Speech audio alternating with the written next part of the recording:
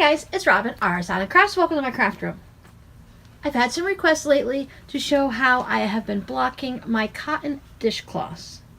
So this is one that I have previously blocked, and this is one that has come straight off the needles. Yeah, see how it kind of like curls, and it's really not, well, it's not pretty, and it doesn't really quite sit square.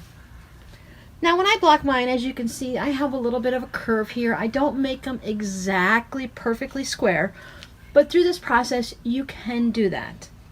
So let me show you what you're going to need in order to block them. This is my pressing board.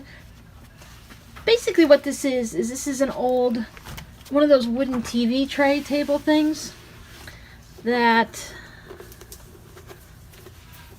you see the wooden tray in there, that I've covered with a fabric batting. Well, fabric and batting basically, and as you saw in the back, that ooh, pins are coming out. That's why you can see back there. This is just pinned on so that it's not permanent. I can easily take it off. I'm going to put a link up here to Lisa Capon. She's the one that showed me how to do this. You can put an old towel in there. Actually, I think I do have batting and a towel in there. It's been a little bit, well, it's probably been just a couple months since I made it, but anyway, let me get back to where we were. And the reason I'm mentioning this is because I can put a pin into this. If you're able to put a pin into your pressing board, then that's going to work for you. Otherwise, you might want to get like a big fluffy towel, something that you can easily press hot and steam with your iron on it, and you can pin your dishcloth to that surface. So however that works for you, whether it's just a standard ironing board, something you've created, or just a folded up towel. I have a spray bottle of just basic water right out of the tap, nothing fancy. And I have some glass head pins. Now the glass head pins are really important because you're going to be ironing right over the pins or right near them, and you don't want to melt them. So if you have some type of a pin that's going to melt, maybe either pick up some glass head pins or some of those T-pins that don't have anything on the top of it at all. If you have none of that really, you can actually just take some type of a sewing needle. As long as it's something you're going to be able to push into this and pull back it out without losing it, any type of pin's going to work. Even if you had to use a safety pin, that would work. It's just going to make it a little extra, because with a safety pin you got to open it and close it, so it's a little bit extra, but it's not like it's a big deal. And in case you wonder why I have this in one of these nice little sealed containers, this is a magnetic pin cushion. Well, one of those plastic pin things. I think I showed it to you before, where if you take the pins and you just drop them, they all go into the right direction, except for maybe a couple here or there. And the reason I keep it in this is there's no protection of this from my animals. I have one of my cats, Miss Mocha, my calico. She likes to go up to a pin cushion and just take her little front teeth and pull pins out and then just drop them around on the floor.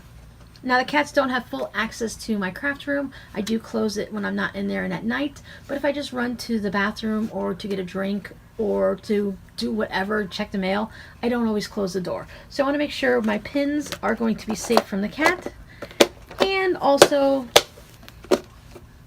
if I drop it, they generally stay inside here. Now, as a side note, because you guys know I always have a side note, I picked this container up at the Dollar Tree. You just get one of them for $1. But it has this little gasket in here and everything like this. Now they come in a variety of sizes.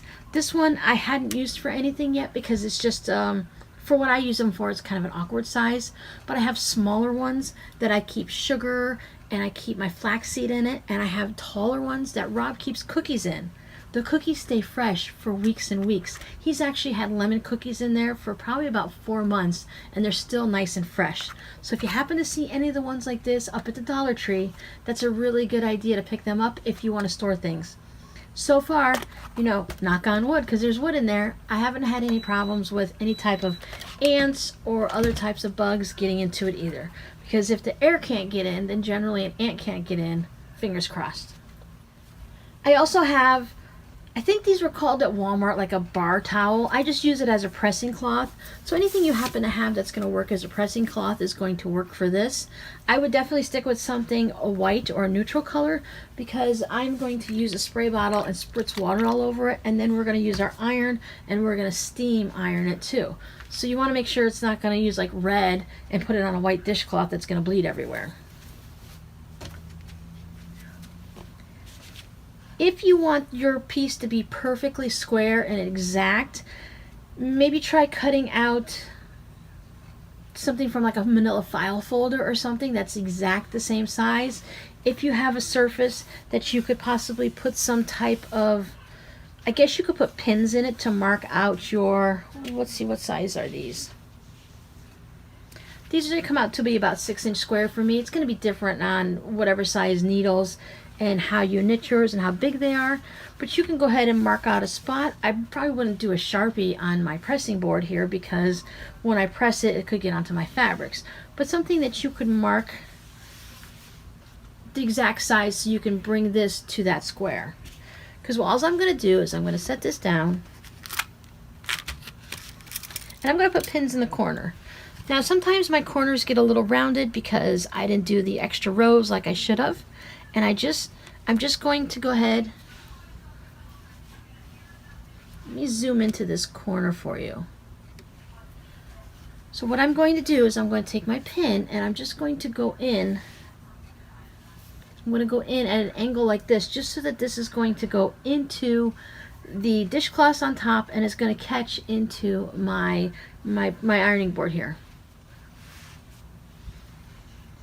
So if I have to, I just pull out my corner just a little bit with my pin and I put it in. I'm not going in and back out. It's just going to stay just like that.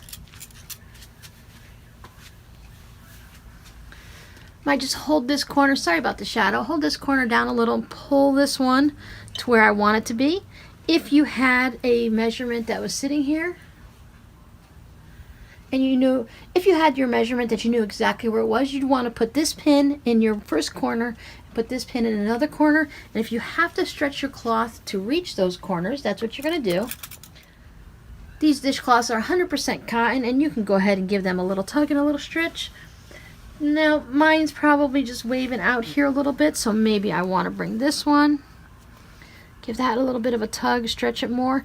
I'm trying to put my pin right through some of the yarn and not just through a hole, because that way it will hold that shape. So look at this, just eyeballing it. This one looks pretty good. So now that I have this one and this one, this corner looks a little off because it's kind of veering in. I'm going to go ahead and pull this one too and give that a little bit of a stretch. And if you've had to give an extra amount of stretch, maybe you want to put 2 pins in there. Maybe it feels like it's going to slip, so I'm going to go ahead and stick a second pin in. No big deal. You can put pins down along the sides here if you wish. I usually just do the 4 corners. If you were pinning something larger like a shawl or something, you would put more pins along the way. But this is just a simple dishcloth. It's going to kind of get a little bit out of shape anyways once you start washing them and using them. But that's how you can go ahead and do that. Set my pins aside. I don't double up on my pressing cloth, but you can if you want to. And here is where you can kind of see the shadow of the dishcloth. I'm just going to kind of spritz this. I'm not saturating it. I just want to put enough water on there. I might saturate my pressing cloth, but I don't want to saturate my dishcloth. Just enough water to make it create some steam. Now my iron is already going to create steam, but I want it to do a little bit extra. I have my iron set at the cotton setting, full steam. Now when I start pressing this, I don't want to leave it in just one spot. I don't want to take a chance of possibly burning anything. Just like when you're pressing your clothes or something, you're going to be moving your iron around, you're not leaving it in one spot. So I just I am gently just hovering and barely touching the pressing cloth. I'm not forcing it down and I'm not staying up super high.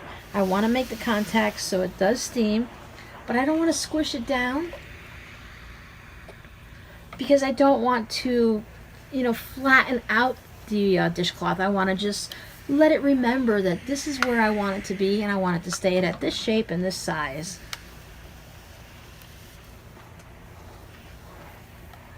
Now you could press this until it's absolutely dry, which is pretty close, but generally when I'm steaming it, it tends to stay just a little bit damp because you're constantly putting that steam through there. But the extra water on that you spritz down onto your pressing cloth here is just going to help create that extra steam.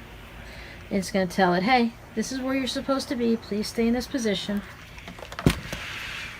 And then when you take it off, you see how the stitches have kind of bloomed open a little bit. They're not all scrunched together.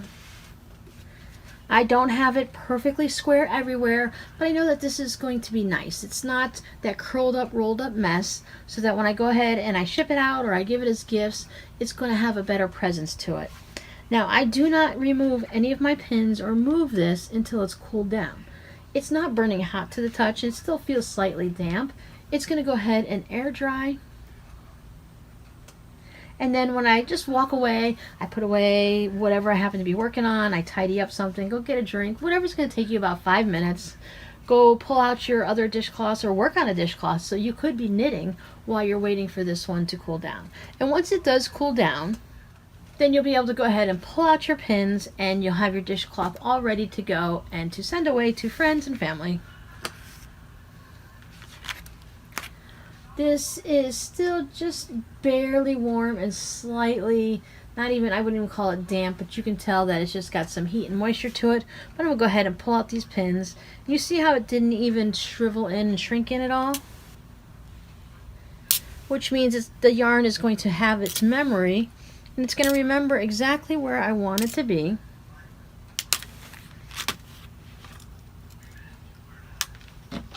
So even if I set this aside and I keep it till Christmas, I would go ahead and put them in a container to where I can stack them flat like this. That way I wouldn't have to worry about going ahead and blocking them again. As you can see, they're all different because sometimes yarn is a little bit thicker. Some dyes, like especially red dye, tends to make yarn blossom a little bit more and get thicker. And sometimes maybe I didn't knit it as large, or I skipped a couple rows, or whatever. Maybe when you're having a stressful day, you tend to knit tighter, and when you're more relaxed, you tend to knit looser. But since they're dishcloths, it's really not going to matter. But if you're really concerned, as I said, about them having the same size, go ahead and find a way to mark out somehow onto your area, especially like with pins and stuff. You can go ahead and mark it out and bring all your dishcloths to the same exact size, so if you're giving them as a set, they're all going to match. And as I pick up, there's still a pin.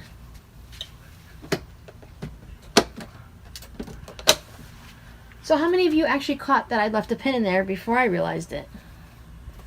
You see how he just kind of stays in that shape. Yes, there's a little bit of a curve here, but as I said, I'm not looking for perfection on these. These are actually just dishcloths. They're not anything fancy to them. But once you go ahead and give them as gift, if you find it's still a little bit, maybe you want to give it a little bit of a tug while it's cooled down, but you still have a chance that if you want to, you can go ahead and just give that little extra tug if you need to, and it will still go ahead and do it. And if it's totally wonky when you're taking all your pins out, just go ahead and put it back in and do it again. You could flip it over and do it from the other side. It doesn't really matter. It's, once again, it's cotton dishcloth that's going to get wet. It's going to go through the washer and dryer numerous times anyway. Some people put these through the dishwasher, and it's going to turn a little bit wonky in the end anyhow. So it'll be perfect to send off to your friends and family. And that right now is how I've been steam blocking my dishcloths. If you have any questions, go ahead and leave them in the comments below.